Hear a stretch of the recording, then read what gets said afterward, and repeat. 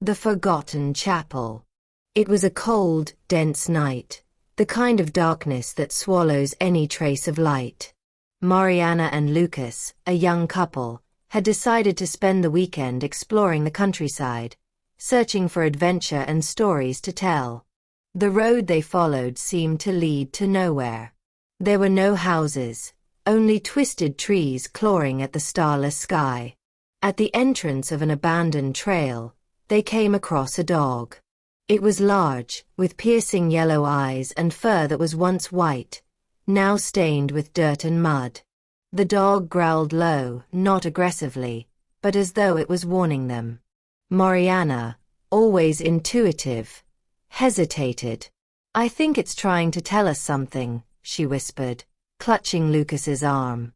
But Lucas, ever the skeptic, laughed. "It's just a stray dog.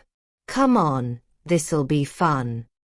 He shooed the dog away with a wave, and the animal, after a final glance, disappeared into the shadows. The discovery. After walking for about 20 minutes along the narrow trail, they reached a clearing.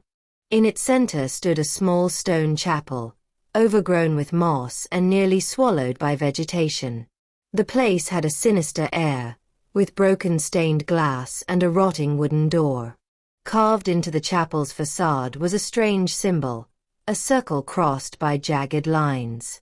Mariana didn't recognize it, but it immediately sent a chill down her spine. "This is amazing. It must be over 100 years old," Lucas exclaimed, snapping photos with his phone. But Mariana couldn't shake the feeling that something was watching them. "Let's check out the inside," he suggested, already pushing open the door, which creaked agonizingly. The interior was even more unsettling. Broken pews were scattered across the floor. The altar, however, was intact. On it stood a weathered statue of a hooded man holding a book.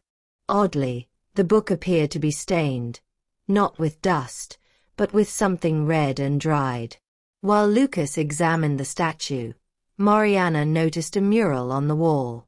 It depicted a grotesque being with horns that extended like twisted branches and eyes that seemed alive, even in the painting. "This looks demonic," she murmured, stepping back instinctively. "Come on, Mari. It's just ancient art," Lucas said, laughing. He then found a rusted iron candelabra and lit the candles for fun. As soon as the flames illuminated the room, a freezing wind swept through the chapel, extinguishing them and plunging the space into total darkness. The first warning. Suddenly, a deep, guttural sound echoed through the chapel. It was neither human nor animal. Mariana clutched Lucas's arm. "Did you hear that?" she asked, her voice trembling. He tried to laugh, but his voice faltered. "It's probably just the wind," he said, though his eyes betrayed doubt. Outside, the dog's barking broke the silence, now frantic, as if pleading with them to leave. Mariana ran to the door, but it was locked, even though there was no visible lock. "This doesn't make sense." "It was open," she cried, pushing futilely. At the altar, something began to move. The hooded statue tilted its head slowly, as if observing them. Then a deep, distorted voice rumbled. "You were warned." Lucas grabbed Mariana's hand. "This is just some prank. Let's find another way out." But before they could move, the ground beneath them cracked, revealing something pulsating and red, like living flesh. From the opening emerged a figure, the same creature from the mural. Its body was immense, made of charcoal black skin with glowing veins that shimmered like embers. But its eyes were what froze them in place, yellow like the dog's. The first death. Lucas tried to face the creature with bravado. He grabbed one of the unlit candles from the floor, holding it like a weapon. "I don't know who you are, but we have nothing to do with this," he shouted. The creature laughed, a sound that reverberated through the walls. You entered the house of judgment, mortals. Here, there is no innocence. Before Mariana could react, the creature extended a grotesque arm and grabbed Lucas by the neck, lifting him off the ground. His screams echoed through the chapel as his skin began to blister, as if being burned by acid.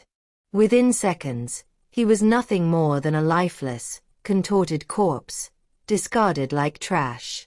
Mariana, panicked, fell to her knees, praying desperately, "Our Father, who art in heaven." But the creature laughed again. "Your prayers mean nothing here. This place was forsaken by him long ago." The ritual. On the altar, the book in the statue's hands opened on its own, its pages flipping rapidly before stopping at one with a symbol matching the one at the entrance. The creature began to chant in an ancient tongue, and Mariana felt the ground beneath her tremble. She realized the entire chapel was a ritual site meant to summon something even worse. Outside, the dog howled incessantly. The sound gave Mariana a spark of hope. Perhaps it knew how to help her. Summoning all her courage, she ran toward a window, grabbing a piece of wood from the floor and breaking the glass. Before she could escape, the creature grabbed her by the ankle. "You cannot leave," the voice said. "You are the final sacrifice." Mariana kicked desperately, striking the creature in the head. To her surprise, it loosened its grip, and she leapt through the window, cutting her arms on the jagged edges. The dog was waiting for her and immediately began running, guiding her back along the trail. The end, or the beginning. She ran until her lungs burned, sensing the creature close behind. When she finally reached the road, the dog stopped and barked in the opposite direction. Mariana turned and saw that the creature could not cross the forest line. She collapsed to her knees, sobbing. But her relief was short-lived. The dog began to growl, not at the forest, but at her. When Mariana looked again, its eyes had changed, from yellow to a fiery red. Before she could react, it lunged at her. The next morning, locals found the couple's car abandoned by the roadside. Neither Mariana nor Lucas was ever seen again. But in the forest, the chapel had vanished, as if it had never existed. Only the tracks of a large dog remained. And they say that on moonless nights, you can hear its howls echoing through the woods, a warning to those curious enough to approach.